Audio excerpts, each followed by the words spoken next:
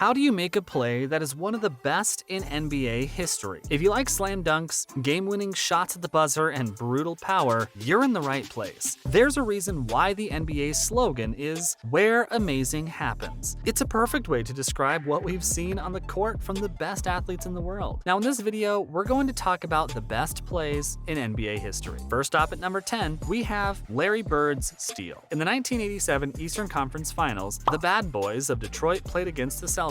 With the series tied at 2 wins each, a win by Detroit would have likely won the series at home in Game 6. But with 5 seconds left, Isaiah Thomas of Detroit was passing the ball from the sideline to the other team. Bird saw Thomas look at Bill Laimbeer in the low post for a split second before he passed the ball. Bird instinctively went for the ball and caught it. It looked like he was going to go out of bounds, but he caught himself at the baseline. Bird saw that Dennis Johnson was cutting, so he passed the ball to him. Johnson made the layup with 1 second left. The Celtics won the series in 7 games and moved on to the NBA Finals, where they played the Lakers and lost in 6 games. At number 9, Allen Iverson puts it through the wickets. Allen Iverson was a shell of himself by the time he joined the Detroit Pistons. His former self won the Most Valuable Player award in 2001 and once won 4 scoring titles, making him one of the most prolific scorers in basketball history, despite only being 6 foot even and 165 pounds. His time with the Pistons was forgettable, but he left a mark at the Palace of Auburn Hills with an amazing 45-foot pass that went straight between the legs of Phoenix Suns forward Grant Hill and into the arms of Richard Hamilton, who finished the pass with an easy layup. Iverson was more of a scorer than anything else, which made this pass even more impressive. At number 8, Ray Allen ties Game 6 of the 2013 NBA Finals. When things get crazy late in the game, playbooks don't mean much. Even though LeBron James was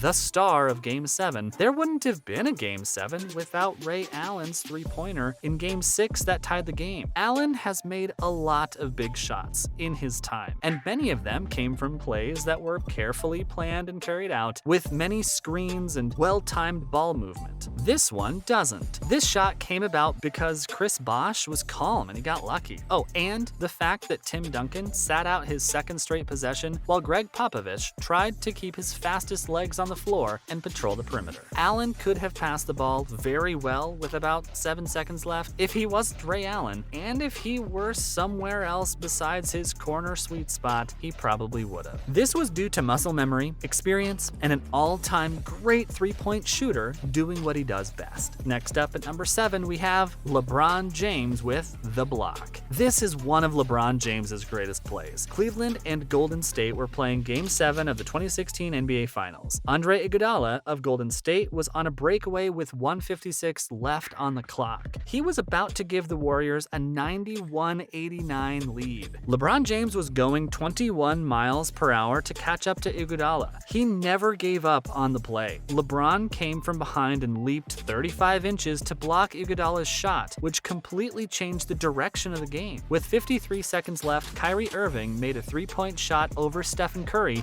The block is thought to be one of the best defensive plays and most important plays of all time. Cleveland beat the 73-9 Golden State Warriors, became the only team to come back from a 3-1 deficit in the NBA Finals, and won the city's first major sports title in 52 years. At number 6, we have Magic Johnson's Baby Skyhook. Game 4 of the 1987 NBA Finals between the Lakers and the Celtics is thought to be one of the best and most intense games ever. To win, they had to make one of the best plays in NBA history. With 15 seconds left, Larry Bird made a 3-point shot that went through, giving Boston a 106-105 lead. Magic Johnson took the ball into the paint and shot it over Kevin McHale and Robert Parrish's outstretched arms. The Lakers were ahead 107-106 when Johnson hit a hook shot with a wide arc. The most important game of the series was the Baby Skyhook. The Lakers were up 3-1, and they won the rest of the games to win the NBA title. This is also one of the most famous game-winning shots ever. At number 5, we have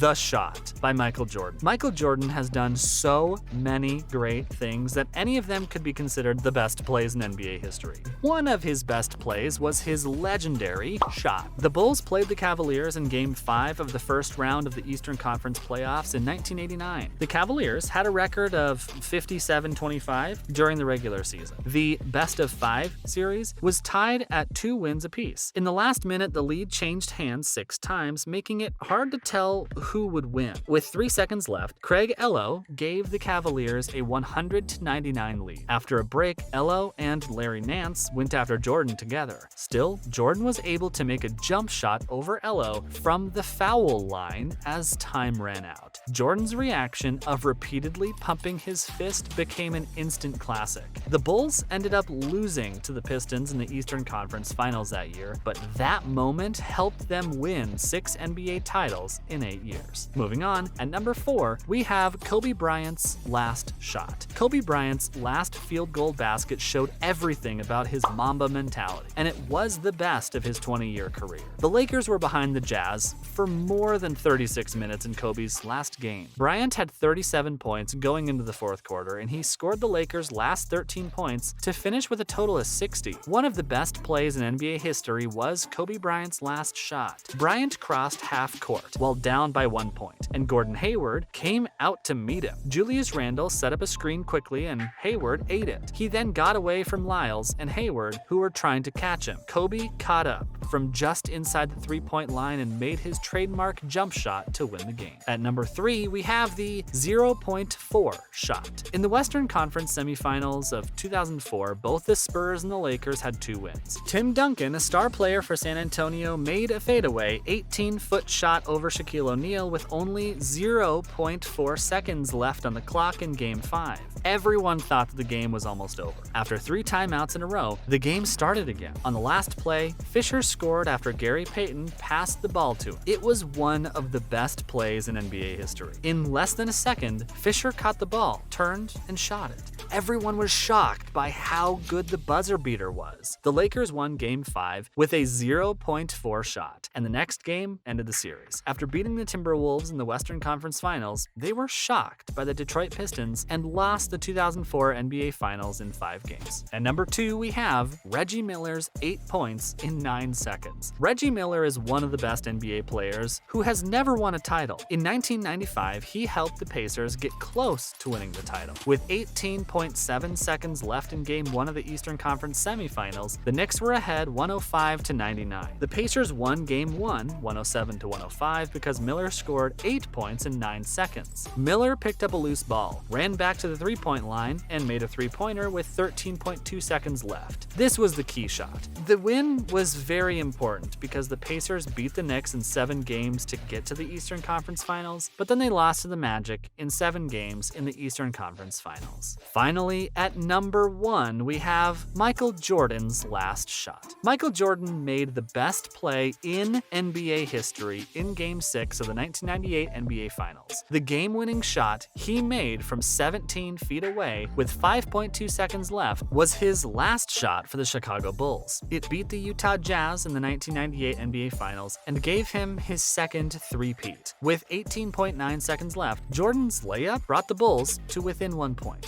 Jordan took the ball from Malone when the Jazz had it and took the ball down the court, and as time was running out, drove toward the three-point line and did a quick crossover on Brian Russell. The Jazz were still ahead by 1 point. Russell fell for Jordan's crossover even though he might have had a little help, and Jordan made his signature 20-foot jump shot with 5.2 seconds left on the clock. The last shot was Jordan's 25th game-winning shot for Chicago and his 6th championship in 6 trips to the NBA Finals. That's all for this video. Which play left you speechless? Let us know in the comments below. Don't forget to like this video and subscribe to our channel for more exciting content in the future. Thanks for watching. See you next time.